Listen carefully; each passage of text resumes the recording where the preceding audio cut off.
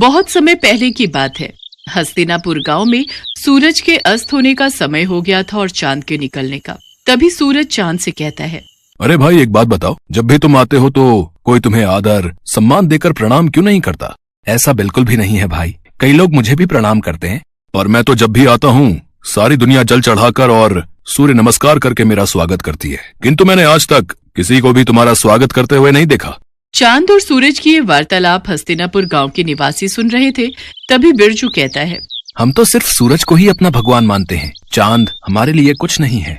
नहीं, ऐसी बात नहीं है। चांद भी हमारे लिए भगवान समान ही है। चांद भी हमें रोशनी देते हैं। सूरज भगवान तो हमें रोशनी और धूप देते हैं, लेकिन चांद वो हमें क्या देते हैं? लेकिन सारी रात तो हम सोए रहते हैं, तो फिर उस रोशनी का हम क्या करेंगे? हमें चांद की जरूरत नहीं है। हाँ, अगर चांद नहीं भी आएगा तो हमें कोई फर्क नहीं पड़ेगा।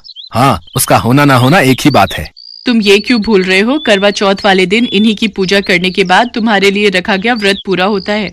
लेकिन शुरुआत तो सूरज भगवान की पूजा से ही होती है। गांव वालों की बातें चांद और सूरज बड़े ध्यान से सुन रहे थे। उनकी बातें सुनकर सूरज तो खुश हो गया, लेकिन चांद थोड़ा उदास हो गया। फिर सूरज चांद से कहने लगा, देखा, हस्तिनापुर के लोग भी मुझे ही अपना भगवान मानते हैं और उनकी नजर में तुम्हारी कोई अहमियत नहीं है। परंतु मैं भी तो इन्हें रोशनी देता हूँ, और अगर मैं ना रहूं तो मेरे बिना इनकी जिंदगी भी अस्त व्यस्त हो जाएगी। ये तुम्हारी गलतफहमी है। इन लोगों को तुम्हारी बिल्कुल भी जरूरत नहीं है। अगर मेरी जरूरत किसी को भी नहीं है तो ठीक है, आज के बाद मैं आऊंगा ही नहीं। इसके बाद चांद वहां से चला जाता है और उसके जाते ही सारे गांव में अंधेरा छा जाता है। वैसे तो आसमान में कुछ सितारे होते हैं, लेकिन उनकी रोशनी ना के बराबर होती है। लेकिन अंधेरा इतना ज्यादा होता है कि किसी को भी कुछ दिखाई नहीं देता। हस्तिनापुर गांव में बुआई का समय शुरू हो गया था, इसीलिए किसानों को सुबह जल्दी उठकर खेतों में जाना होता है। लेकिन चांद के ना होने से बाहर घनघोर अंधेरा होता है। अरे उमा, जल्दी से उठ जाओ, आज खेत की बुआई करने जाना है। जल्दी से उठ जाओ, वरना देर हो गई तो बाहर धूप बहुत तेज हो जाएगी, फिर खेतों में काम करना मुश्किल हो जाएगा। हाँ, बुआई के लिए तो जाना है, पर अभी बाहर बहुत अंधेरा है। आप भी सो जाओ जी, और मुझे भी सोने दो। मुझे लगता है बाहर सुबह होने वाली है, अब हमें चलना चाहिए। वो तो आप सही कह रहे हो जी, पर बाहर इतना अंधेरा है कि हम जाएंगे कैसे? ठीक है, फिर बाद में ही चलते हैं। इसके बाद दोनों सुबह का इंतजार करने लगे। फिर जब सुबह हुई तो दोनों खेतों के लिए निकल पड़े।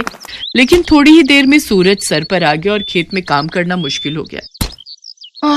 बहुत गर्मी हो रही है जी, चलो घर चलते हैं, कल सुबह जल्दी आकर काम कर लेंगे। हाँ, तुम सही कह रही हो, इस भयानक गर्मी में तो हालत खराब हो गई। अगले दिन जब दोबारा काम के लिए उठते हैं तो बाहर बहुत अंधेरा होता है, और बाद में जब काम पर जाते हैं तब तक तेज धूप हो जाती है। इस समस्या से परेशान होकर पवन सूरज भगवान से कहता है, हे सूर्यदेव, अगर आप रात को भी उपस्थित रहें तो हमें कभी भी चांद की जरूरत नहीं पड़ेगी और हम केवल आपकी ही पूजा करेंगे। अरे जल्दी से खाना बना दो, मुझे बहुत तेज भूख लगी है, नींद आ रही है, सोना भी है। लेकिन अभी तो दिन हो रहा है जी, क्या अभी से खाना बना दूं? हाँ, मुझे लगता है आज शाम नहीं होगी। तुम जल्दी से खाना बना दो, मुझे बहुत भूख लगी है। अच्छा ठीक है, बना देती हूँ। फिर दोनों खाना खा लेते हैं, लेकिन तब भी रात नहीं होती और दोनों सोने के लिए चले जाते हैं। बहुत गर्मी हो रही है, बिल्कुल भी नींद नहीं आ रही। ऐसा करता हूँ, जाकर नहा लेता हूँ। इसके बाद पवन नहाने चला जाता है। नहाने के बाद भी बहुत गर्मी हो रही है। तभी बाहर शोर होता है। पवन और उमा बाहर निकलकर देखते हैं तो बिरजू का बेटा बिट्टू बेहोश पड़ा हुआ था। क्या हो गया मेरे बच्चे? कोई जल्दी से पानी लाओ। फिर उमा जल्दी से पानी लाकर बिट्टू के मुंह पर छिड़काव करती है। कुछ ही देर में बिट्टू होश में आ जाता है। लगता है दिन रात धूप लगने की वजह से ये बेहोश हो गया था। इसके बाद सभी सोने के लिए चले जाते हैं, लेकिन गर्मी की वजह से किसी को भी नींद नहीं आ रही थी। सारी रात लोगों की ऐसे ही कट जाया करती। इतनी गर्मी में तो हम लोग मर ही जाएंगे। काश सूरज ढल जाता तो इतनी गर्मी नहीं होती और हम लोग चैन से सो पाते। चुप रहो तुम, थोड़ी सी गर्मी सहन नहीं कर सकती? ऐसे ही एक हफ्ता बीत जाता है, लेकिन हस्तिनापुर के लोग बिल्कुल भी चैन से नहीं सो पाते, और देखते ही देखते कई लोगों की तबीयत बिगड़ने लगती है। ये सब तुम्हारे कारण ही हो रहा है।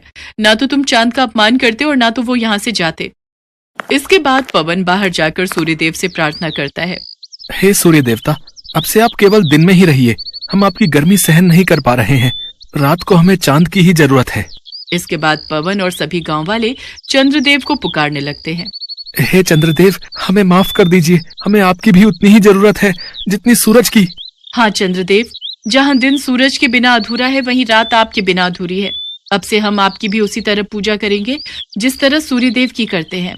ठीक है, मैं रात में तुम लोगों को रोशनी देने के लिए फिर से उपस्थित रहूंगा। मुझे माफ कर दो मेरे भाई, अब मुझे समझ आ गया है कि जितनी जरूरत इस दुनिया को मेरी है उतनी ही तुम्हारी। सूरज ढल गया और अंधेरा होने लगा। तब चांद ने अपनी रोशनी चारों ओर बिखेर दी। इसके बाद सभी गांव वालों ने सर झुकाकर चांद का स्वागत किया और सभी गांव वाले पूरे 1 हफ्ते बाद चैन की नींद सोए।